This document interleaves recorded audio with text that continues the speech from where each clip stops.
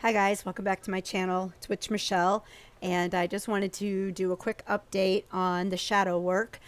Still banned from Facebook to go live, so I'm recording these videos and then just uploading them to YouTube and then sharing them out on Facebook after the fact. Anyway, I just wanted to, this is it. Monday is the last day of the Transformation Tarot shadow work journey that I've been on for the last 20 weeks or so. And it was interesting today because I got this card. It is the Master of Wands, which would be in traditional tarot the King of Wands. And the subtitle for this card is Temple of the Goddess. It's so pretty. Look how pretty it is. And so I was reading the description of the card, and then I journaled a little bit because that's what I've been doing with this. And there were it's like a second aha moment going through this journey that I had today when I pulled this card. And the first one was when I just began the meditation portion of my spiritual journey, and I recognized, like, one day I was meditating and my boyfriend was in the kitchen and he was making breakfast and he was talking and just talking to the cats and having a really good time with them. And the cats were like coming and running in and out, and there was cars and things going by, and it was so loud. And I remember sitting in my meditation and going, how is anybody supposed to practice peace in this constant state of chaos? And then I went, oh, wait a minute. That's what I'm supposed to be doing, is practicing this state of peace during chaos. So that was one aha moment that I had. During yoga the other day, I had another one where it was like, okay, so now I'm angry. What do I do? So I breathe ujjayi, and that's the breath you do when you're practicing.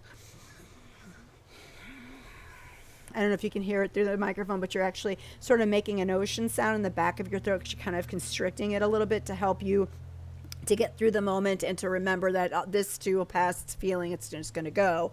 Today I remember my whole life people saying to me during whatever spiritual practice I was doing, whether it was Christianity or I was into paganism by then, whatever it was, people would say to me that God was in you, that everything you seek is inside you. Buddhists say everything you seek is inside of you. And I was like, what the fuck does that even mean? And then I got this card today, and it says that spirit is completely accessible to me at any time, because my body is the temple that houses the vehicle of spirit for it to be able to manifest. I've been waiting for spirit to communicate with me my entire life. And I've had moments of like, oh, that was for sure divine intervention, divine prophecy. That was not me. That was God speaking, whatever happened. And then I just recognized that today, that's always there and always accessible to me. And that it's been in me forever. That my spiritual journey and this shadow work has led me right back to myself. So before next week's card, which I don't know what it is, and I haven't even tried to figure out what it is. I'm so sorry. I must have moved around this table like a million times trying to figure out how I was going to talk to you. I know there's shadow, but back over here it was like really sunny and hard to see me. Whatever, hopefully it looks better. And my terribly dirty pool deck, but whatever. Massage things are like that here. So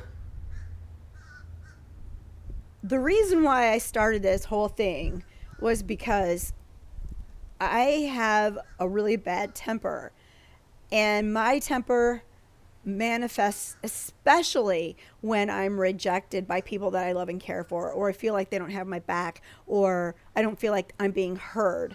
And so that comes from years and years of traumatic child abuse, being abused by my parents because they were abusing each other. There was alcohol abuse. There was drug abuse in my house. And so all of that made me very needy, clingy kind of person. And I really have been mostly rudderless for most of my time on the planet.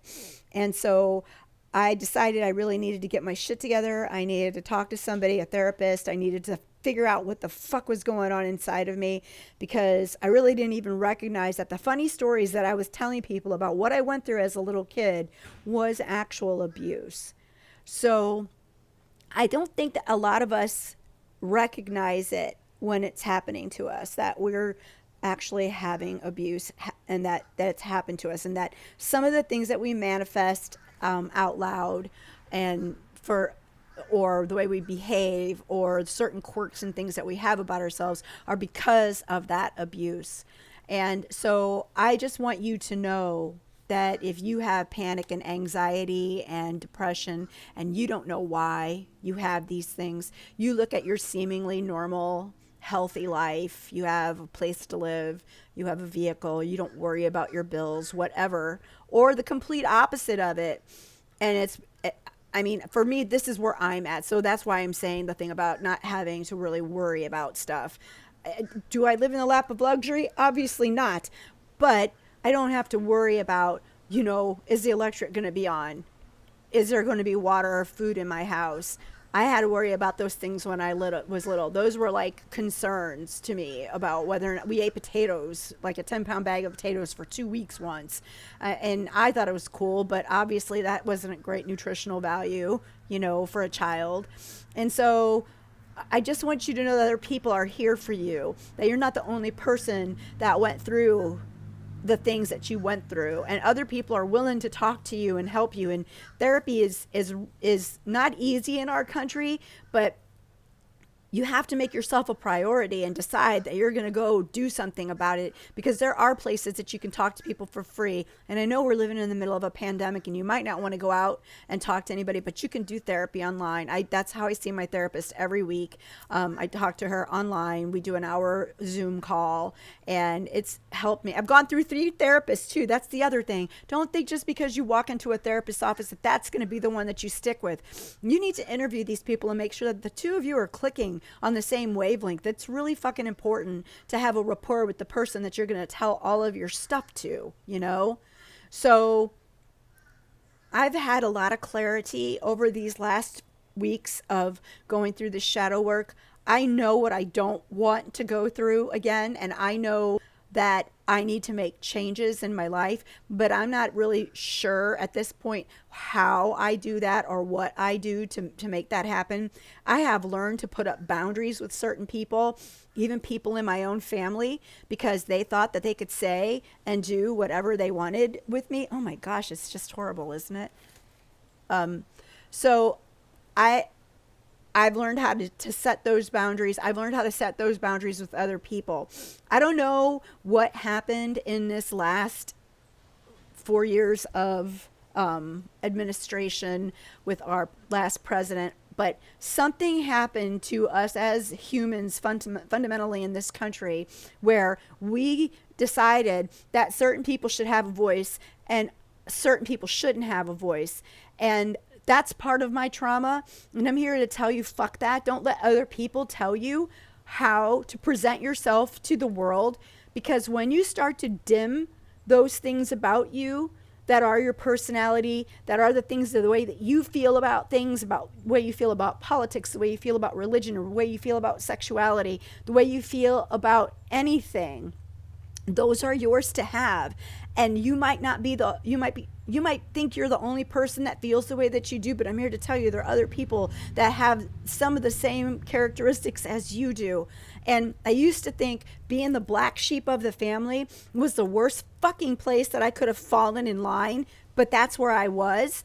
And I don't feel that way anymore. And the reason why I don't feel that way anymore is because when you're the black sheep of the family, when you're the person that sees things different than everybody else, you're the person that calls that shit out to the rest of the family. And so I think I did that really young. I think at a really young age, I just wasn't going to put up with a lot of bullshit from other people, especially when I became an adult. When we moved to Florida, I was 18 years old. None of my family had seen me, my dad's brother or sister, since I was like probably 10 or 11 years old, maybe 12 tops. I keep looking because my cat's out here and I don't want him to do stupid things. Anyway, when we got here, I was an adult. I had an adult job. I was working in a bank, and I was having to pay my dad money to keep us in the rental house we were in because my mother couldn't find a job. They took my money and made me pay the bills in the house because my mother couldn't do that. And so then we would go and we would hang out with my cousins and my uncle. And in Florida, the drinking age was 18. And he started at that point in time calling out my behavior. If I was having beer or wine or a mixed drink or whatever at a family gathering, he would point it out about me, even though there might be other people in the family that were doing it. And now, being a grown woman, like really grown, I realized that the reason that that happened was, A, he was the oldest brother in my dad's family. So he could pretty much do whatever the fuck he wanted to do because he was the patriarch. So no one is going to question him. You're going to give him respect because that's who the fuck he is. B, I wasn't married. So there was no man to buffer between us. My father wasn't going to be that buffer because my father was the baby of the family and he idolized his brother and he was going to let that shit go down. So for 20 years, this man bullied me. He allowed his daughter to bully me. My father allowed all of that shit to happen. And they came at me for my religion. They came at me for how I dressed. I'd be at the pool in a bikini and I would get told I shouldn't dress that way. The fuck, how should I dress at the pool? I mean, what do you mean I shouldn't dress that way at the pool? So one day, when I had had a belly full and there was a house full of extended Greek family on top of my dad's brother, sister, their kids, whatever, I was walking through the house. I'd probably just gotten to this event and my uncle decided that he was going to call me out about my drinking, and I laid into him and I cussed him out in front of my whole family. And I really think that that was a turning point for me. The truth telling had now become, this bitch is going to stand up for herself.